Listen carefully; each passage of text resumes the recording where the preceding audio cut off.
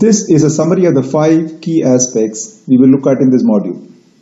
We will cover each element of the picture in the sequence shown, starting with the relevance of size estimates in projects. We will cover some key points regarding the relevance of size estimates here. Size estimates drive your project effort, which in turn drives schedule and cost commitments to your customer. If you have not used size estimates much, are you wondering why you should learn about it now? You may have encountered situations of having to provide a high-level estimate at short notice to respond to a request for bid, haven't you? If you responded using other approaches, such as a high-level WBS, the estimates would often turn out to be more guesswork and not based on how big or small the required solution is. In such situations, it is more reliable to develop a size estimate. If your organization has pursued a size-based estimation approach, you would have internal past data to validate your size and effort estimates versus other similar projects in the past. Even if you do not have such past data available in the organization, there's plenty of industry data on size estimates and typical methods, guidelines on how to translate them to effort estimates. So, in summary, with the size estimate as the basis, your bid becomes that much more reliable and defensible. While size is essential for a quick top-down estimate, it is by no means the answer for a detailed estimate and task breakdown when it comes to planning a project after you have won the bid. This is where you would adopt a WBS-based bottoms-up estimate. Of course, the bottoms-up estimate and the earlier size-based top-down estimate need to be reconciled. The other major benefit is the use of size estimate as a tracking or control measure. For instance, size can be re-estimated from time to time to check if project requirements are growing in size relative to the time of project start. Size estimates are also very useful at critical milestones. For example, at phase ends, to reassess and replan the subsequent phases. Hope you have understood the relevance and applicability of size estimates. We have talked a lot about size so far, but what exactly is size in a software context?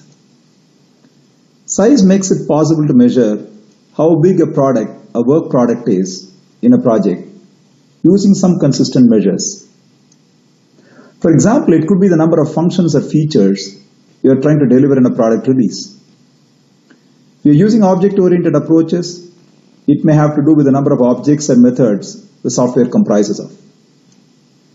If you use use cases to describe functionality, you could measure size using use case points.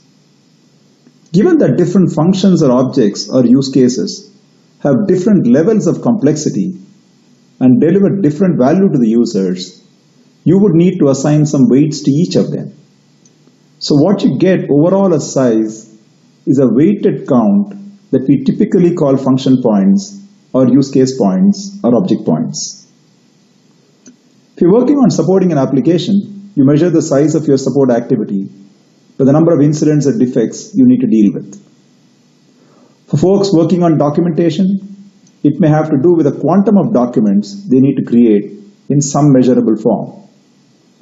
And for folks in testing, the size of their activity may be measured by the number of test cases they generate or run.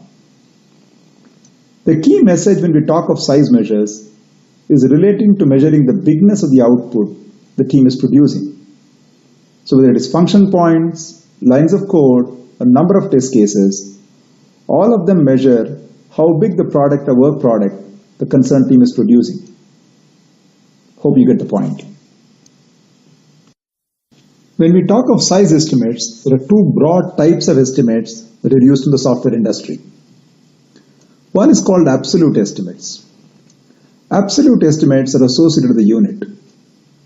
To give you a real-life example, we talk about distance in meters or the weight of an object in kilograms or pounds. From a software context, lines of code, function points, use case points, etc. are all absolute measures because they are specific and uniformly understood units.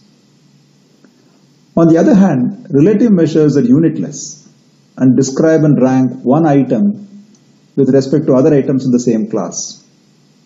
For example, how big a feature is relative to other features, or how complex or difficult a defect is to fix relative to others. You probably use relative measures in your support projects where you classify defects based on their complexity and use a number of simple, average, and complex defects to estimate your effort and staffing needs. Similarly, if you're using user stories to describe your functionality, you could use story points for sizing. Story points are numbers assigned to user stories based on their relative size and complexity. In this case, typically a story is taken as a base story and assigned a number, such as 3 or 5, and other stories are assigned sizes based on a comparison of their size and complexity relative to the base story. The most commonly used number series for assigning such numbers is the Fibonacci series that most of you may be familiar with. This slide presents an extremely important concept in terms of how you apply size estimation to different kinds of projects you encounter. Custom development is perhaps a simple category in this case. If you are developing an application, you can perhaps measure its size using function points. Alternately, you could use bottom-up sizing using lines of code if you can break the product into lower level modules or functions. Fairly straightforward, right? Application support projects typically project number of incidents or defects based on past data and other projections that you need to resolve as a primary size measure, and use some classification in terms of levels of difficulty or complexity to assign weightages to them to get a weighted count. Testing projects could use function points of the application being tested as a measure. However, if the scope of testing is known, then sizing can be done using a number of test cases to complete that scope. In a re-engineering situation, there's already an existing application or system and its size is known in terms of lines of code or even function points. You only need to estimate effort and cost using some productivity data. As a final case of project type, let's discuss the case of package implementation, such as customizing and implementing Siebel in your customer organization. What is the size estimate in such a situation? Do you really need to estimate size? Very valid question, since package implementation involves different kinds of activities, such as business process mapping or re-engineering, customizing the package for specific needs, training users, data migration, deployment across multiple locations, and so on. How do you define size in such a case, where there is a mix of different types of activities?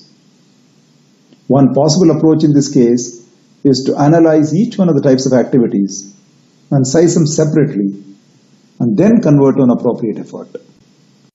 Size estimates serve a variety of uses in a project as well as in an organizational context.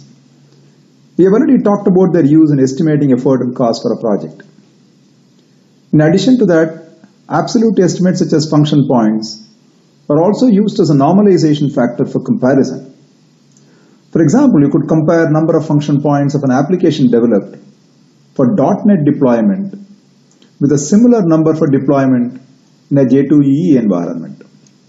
Or you could compare development productivity of one department in your organization with another in terms of number of function points developed per person month of effort.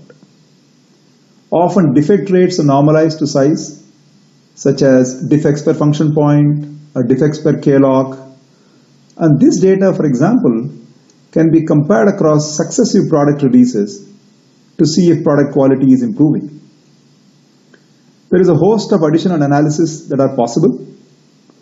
We can talk of rate of change of an application in terms of function points or lines of code changed, release to release, or year on year, and so on. Similar analysis is also possible with respect to costs of maintaining an application based on size and size growth, effectiveness of quality control with respect to similar parameters, and so on. Organizational productivity data is often based on size and can be classified based on nature of application, development platform, team experience, and a host of other parameters as well. Finally, your quality management group would be a good source of contact for you to understand and appreciate how size can be used in a variety of different ways. This is a recap of key aspects we have discussed as part of introducing you to size estimation in a software context.